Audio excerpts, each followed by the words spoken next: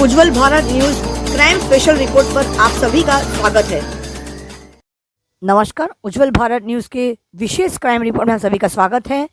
वलसाड़ जिला पुलिस ने पारडी ITI के पीछे एक पर्याप्त इमारत में मिले नाबालिग शव की हत्या की गुत्थी कुछ ही चंद घंटों में सुलझा ली है। तारीख 29 नवंबर 2024 याचिकाकर्ता देवेंद्र मथुरदास सेन निवासी पारडी, GIDC कृष्णकुंज अपार्टमेंट निवासी पारडी, जिला वलसाड़, मूल निवासी मध्य प्रदेश, पारडी पोस्ट बताया गया कि पुलिस स्टेशन के द्वारा कि उनके बेटे की 17 नवंबर को मौत हो गई है और लड़का सुबह निकला था जो वापस नहीं आया। 2 दिन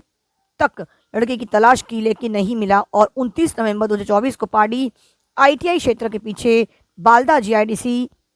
इमारत है और अधूरे निर्माण के साथ, जिसमें उनके बेटे को की शव तीसरी इमारत से लिफ्ट शाफ्ट में पाया गया और उसके सिर पर गंभीर चोट लगी थी। वलसाड़ जिला के DSP डॉक्टर करणराज वाघेला जी इस पूरे विशेष रिपोर्ट के बारे में क्या कहते हैं, जानते हैं। देखते रहिए उज्जवल भारत में विशेष पारडी पोलीस स्टेशनना बालदा गाम विस्तारमा, बालदा गामनी हदમાં એક અવાવરું બિલ્ડિંગમાં 29મી નવેમ્બરના રોજ સવારમાં એક મૃત હાલતમાં એક બોડી મળેલ હતી। એ જે વ્યક્તિ છે એ માઇનોર છોકરો હતો। એની ઓળખાણ દેવેન્દ્ર સેન નામનો જે ફરિયાદી છે એમના દીકરા તરીકે થઈ હતી। સગીર વયના બાળકની અવાવરું બિલ્ડિંગમાંથી મળેલી જે લાશ હતી એ જે બિલ્ડિંગનું જે લિફ્ટનું ડક્ટ હતું, જે બનતું ડક્ટ, એના ફ્લોરમાં નીચે પડેલી હતી, જેની ઉપર ઈંટોથી પથ્થરના ઘા કરેલા હોય એવી ઈજાના નિશાનો પણ જણાતા હતા। આ બનાવની ગંભીરતાને ધ્યાને રાખીને તાત્કાલિક DYSP, ક્રાઇમ બ્રાન્ચ, SOG સહિત તમામ પોલીસ કાફલો ઘટના સ્થળે પહોંચી ગયો હતો। પ્રાથમિક જે દેખાતું હતું એ રીતે જે બિલ્ડિંગના ઉપરના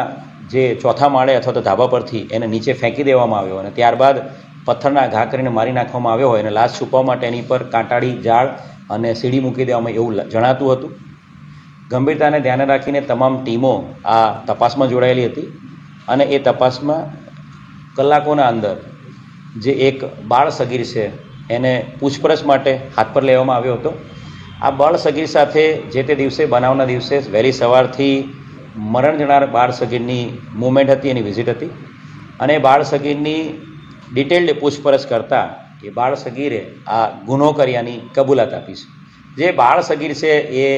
એ જ વિસ્તારમાં, પારડી વિસ્તારમાં જ રહે છે અને એ બાળ સગીર આ મરણ જનાર બાળ સગીરનો મિત્ર જ છે। જે બાળ સગીર છે જેણે આ ગુનો કર્યો છે એ 11મા ધોરણમાં ભણે છે અને આ સગીરના જે મરણ જનાર છે એનો જે મોબાઈલ છે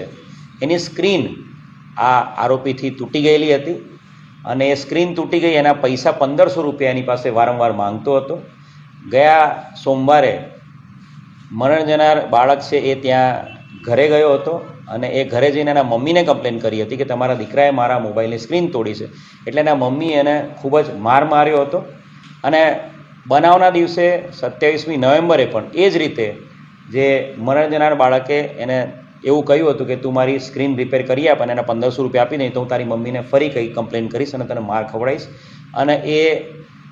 માર માર્યો અને માર ખાધો હતો એની બીકે અને પ્લસ એની પર જે ગુસ્સો હતો કે એના કારણે એને મમ્મી એને માર્યો હતો, એ ગુસ્સાના કારણે એ એને લઈ ગયો હતો કે ચાલ હું તને 200 રૂપિયામાં એક બિલ્ડિંગમાં સંતાડે તને લેવા અપાવું છું, એમ કરીને એને બિલ્ડિંગના ચોથા માળે લઈ ગયો હતો અને ત્યાંથી એને ધક્કો મારી દીધો હતો। ધક્કો માર્યા બાદ એ નીચે ઉતર્યો હતો